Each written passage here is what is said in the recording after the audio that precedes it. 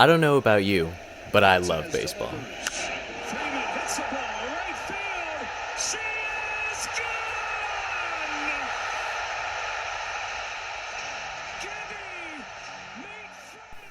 And being one of the biggest sports in the world, that comes with a lot of baseball video games. You've got classics like RBI Baseball, Backyard Baseball, MVP Baseball, and of course, above them all, is MLB The Show.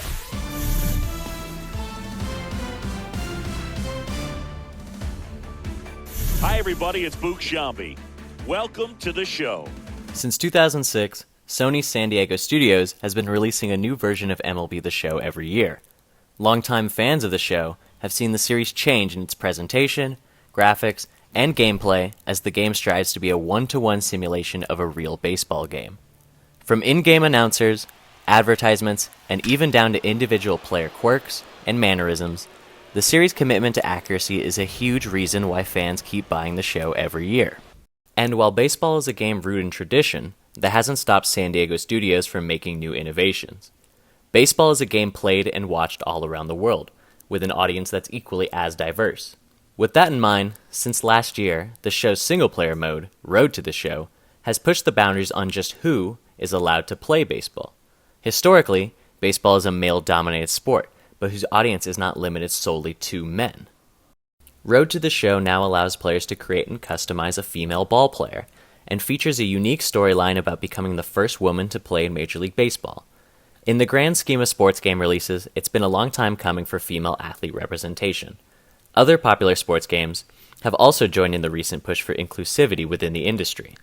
NBA 2K has showcased its inclusion of the WNBA in its games for a few years now. The FIFA Soccer series has had women's international teams playable since 2015, and EA Sports NHL series has joined the fun with its addition of playable PWHL athletes.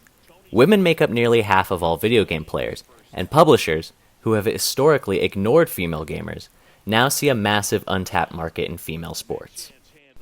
So what's all the hype about? What's the big deal? So what? I can play as a woman. For a large portion of the player base, the addition of a female playable character doesn't mean anything. But for female players, seeing themselves represented on screen playing the game they love is something worth talking about.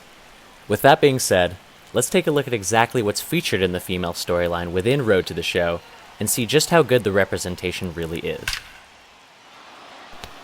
When you start Road to the Show, the game lets you create and customize your character with a ton of different face, hair, and clothing options. So meet Kelly Powers, a mullet-rocking beast who can hit, run, and field. The intro cutscene sets up our story and drops us into our first main feature in the female storyline, our childhood best friend Mia Lewis. Unlike male-created characters, the female character storyline has Mia as a recurring character, with the player choosing different dialogue options in response to her. Both the male and female stories feature this dialogue mechanic, but only the female story gives your created character a friend that follows and interacts with you throughout your playthrough. The different responses players can make throughout the playthrough are admittedly a little generic, with a fun choice to pick every once in a while. For the most part, the dialogue serves just to give some context to the games you play in the beginning of the story. On her way to achieve her dream of reaching the major leagues, Kelly's journey starts in high school, where players try to win the high school championship. Seeing as she's the main character, Kelly dominates her way through a few high school games. After games, different college recruiters will express their interest in your character, unlocking different choices to pick from when progressing later in the story. Cutscenes will also occur, where Mia and your created character will have conversations in your room. Mia expresses her concerns about her future as a baseball player, as well as being concerned about her teammate breaking up with their girlfriend. Little dialogue moments like this really encapsulate the way female characters are written in the game. With Kelly, I wanted to make a character who reflected a strong female athlete, less Barbie and more Brittany Griner. I was more focused on how she hits bombs and makes highlight plays than her femininity. When it comes to the dialogue options, we see that the responses are overtly feminine. There is no set image for what a female athlete may look like. In turn, the dialogue option within the game should reflect this as well. This is a form of plastic representation, where two masculine presenting women are forced into what would be exaggeratedly feminine speech patterns. Dialogue like this is fine, but there needs to be a greater variety of responses to fit different personalities and gender expressions. So yes, the dialogue is generic and honestly forgettable, But the game does make it a big point to make players understand just how groundbreaking it would be to have women in the major leagues. Historic. We got to talk about the details of this year's draft combine. 2 female ball players receiving the invite to participate for the very first time. Now, these 2 young women grew up playing baseball together with and against boys all the way through high school, and now, Harold, they're draft eligible. Greg, we've done the draft a lot of years. This is the most exciting I've ever been because they've earned this. I've watched the videos, the talent is off the chart, but now they're going to get a chance to come here, and there'll be a lot more scrutiny on them, but you're going to see them compete with the boys at the highest level. Well, first of all, how cool is it that she's able to perform on this stage at a major league park? Plus the athleticism that she has, both as a hitter and with the glove. And she's representing for all those little girls at home. So, after winning the state championship game, Kelly is invited to the MLB draft combine. Players do some drills, play a few more games, and that determines what spot they'll be drafted in.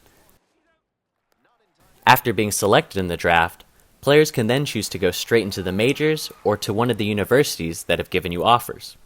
Both male and female stories have this choice, and the decision between going to college or starting your professional career has its pros and cons.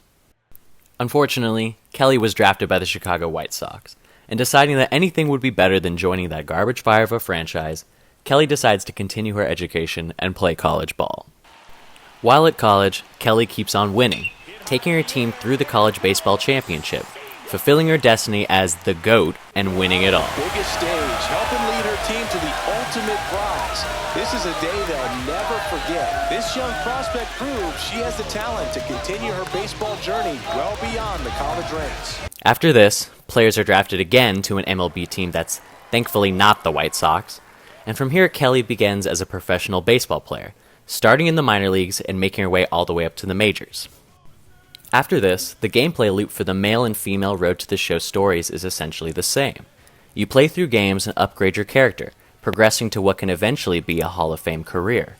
Every few games, players will face off against Mia or receive text conversations from her, but besides that, the rest of the game is nearly identical to that of a male character. In terms of female representation, Road to the Show is the game's premier mode, but there is another instance.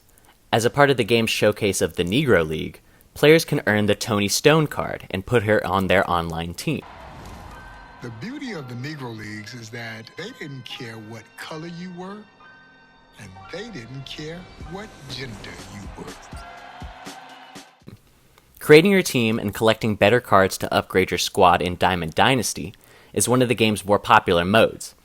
Within the game's Storylines mode, players can earn cards for their Diamond Dynasty team. The Negro League storyline is a big part of the game's marketing, and in my opinion, one of the game's best features. The mode features short, documentary-style videos that go over the history of the league and highlight some of its star players. Players then take on different challenges with the highlighted player and have the chance to earn their respective card. Players can earn cards for legends like Jackie Robinson, Satchel Paige, and Tony Stone. And by collecting more cards, you unlock even better cards, incentivizing players to interact with the game's more educational features. So we've seen what the game has to offer in terms of female representation. So now it's time to play good representation, bad representation.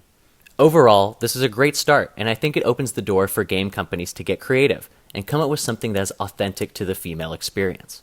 More and more sports titles are adding female athletes and having female players be represented on screen. This opens the door for further innovation, and it makes games more accessible.